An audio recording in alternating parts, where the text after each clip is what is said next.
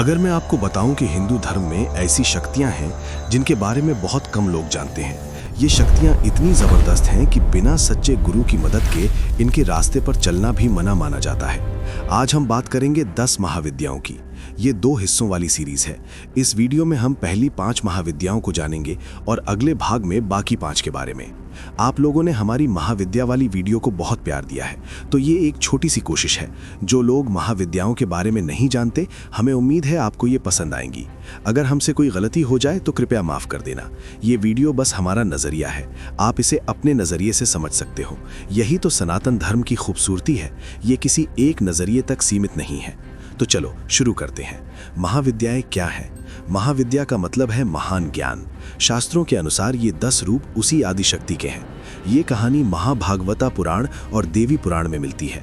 माना जाता है कि 10 महाविद्याओं, महान शक्तियों का पहला जिक्र तब हुआ जब सती के पिता दक्ष ने यज्ञ किया और भगवान शिव को ना बुलाकर उनका अपमान किया।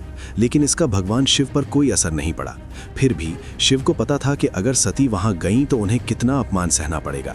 इसलिए उन्होंने सती को जाने से रोकने की कोशिश की, लेकिन सती मानी नहीं।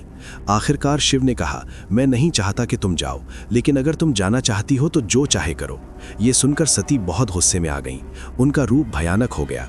ये देखकर भगवान शिव वहां से जाने लगे, लेकिन सती का एक नया रूप उनके सामने प्रकट हुआ और उन्हें रोक लिया। शिव जिस दिशा में चले वहां एक नई सती की रूप प्रकट होती। इसी तरह सभी 10 दिशाओं में 10 रूपों की सती प्रकट हुई और भगवान शिव को रोक लिया। उन्हें मनाया कि वे अपने पिता के यज्ञ में जाएंगी और जो कुछ होगा संभाल लेंगी। इन 10 शक्तियों को 10 महाविद्याएं कहते हैं। इन्हें बहुत शक्तिशाली माना जाता है और इनकी पूजा केवल गुरु द्वारा दिए गए गुप्त मंत्रों से ही होती है। ये मंत्र इतने गुप्त होते हैं कि शिष्य भी इन्हें किसी से, अपनी ही परिवार वालों से नहीं साझा करते। अब चलिए शुरू करते हैं पहले 5 महाविद्याओं से। सबसे पहले काली, जो समय और मुक्ति की शक्ति हैं। उनका रूप बहुत ही डरावना होता है। काले बाल खुले और बिखरे हुए, गले में खोपड़ियों की माला, 4 हाथ, ऊपर बाएं हाथ में खून से सना खड्ग, नीचे बाएं हाथ में एक कटे हुए सिर को पकड़े हुए, दाहिने हाथों में अभय मुद्रा और वर मुद्रा, कमर में कटे हुए हाथों की बेल्ट। वे शमशान भूमि में रहती हैं। काली डर नहीं बल्कि निडरता है। वे समय हैं और परम सत्य हैं। महाविद्याओं पर अपनी किताब में डेविड किंसले बताते हैं कि काली को महाविद्याओं की मुख्य और मूल रूप माना जाता है। उसकी भयंकर रूप समाज की सीमाओं को चुनौती देती है। उसके मस्तकों की माला उसके कटे हुए अहंकार का प्रतीक है, जो अहं के नाश को दर्शाती है। काली की भयंकरता विनाशकारी नहीं बल्कि मुक्ति देने वाली है। दूसरी तारा, जो संकटों को पार कराने वाली हैं। गहरे नीले रंग की होती हैं और उनके तन पर तैलीय चमड़ी होती है। उनके 4 हाथ होते हैं। बाएं हाथ में वे तलवार और कैंची पकड़ती हैं, जो सभी बंधनों को काटकर हमें पार ले जाती हैं। दाहिने हाथ में वे कमल पकड़ती हैं और एक खोपड़ी सफेद कमल पर तैरती हुई, अस्तित्व के महासागर के ऊपर। तारा काली की तरह भयंकर है, लेकिन उसका काम अलग है। वो भी शमशान से जुड़ी हुई है। हालांकि वो विनाश की नहीं, सुरक्षा की शक्ति है।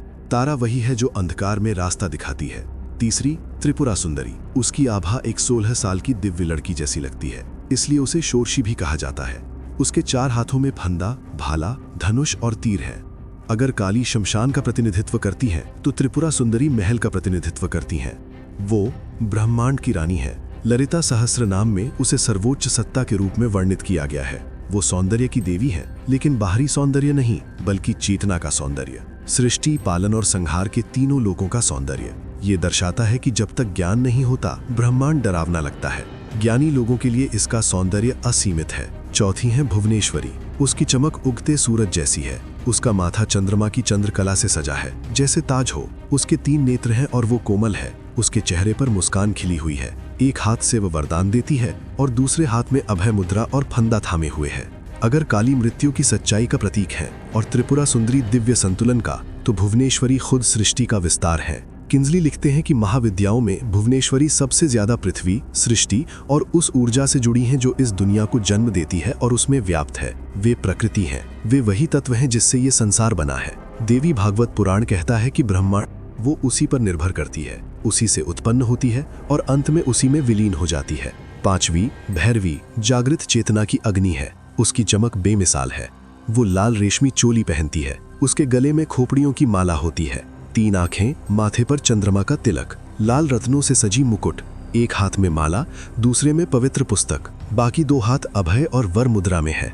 भैरवी सिर्फ उग्रता नहीं है, वो तपस्या है, वो जागृति है। किंजली बताते हैं भैरवी मुख्य रूप से विनाश से जुड़ी हुई हैं, लेकिन ये विनाश मतलब बर्बादी नहीं बल्कि रूपांतरण है। उनका रक्तिम रूप सृष्टि और विनाश दोनों के एक साथ होने का प्रतीक है। उनके हाथ में माला और पुस्तक ज्ञान और आध्यात्मिक साधना का संकेत है। उनकी ये तीव्रता बेतरतीब नहीं बल्कि एक अनुशासित अग्नि है। अगले भाग में हम अगले 5 महाविद्याओं छिन्न वस्त्र, धूमावती, बगलामुखी के बारे में जानेंगे। अगर आपको ये वीडियो पसंद आई और आपने कुछ नया सीखा तो इसे अपने दोस्तों और परिवार के साथ जरूर शेयर करें। शायद ऐसे भी लोग होंगे जो अभी इन शक्तियों से अनजान हैं।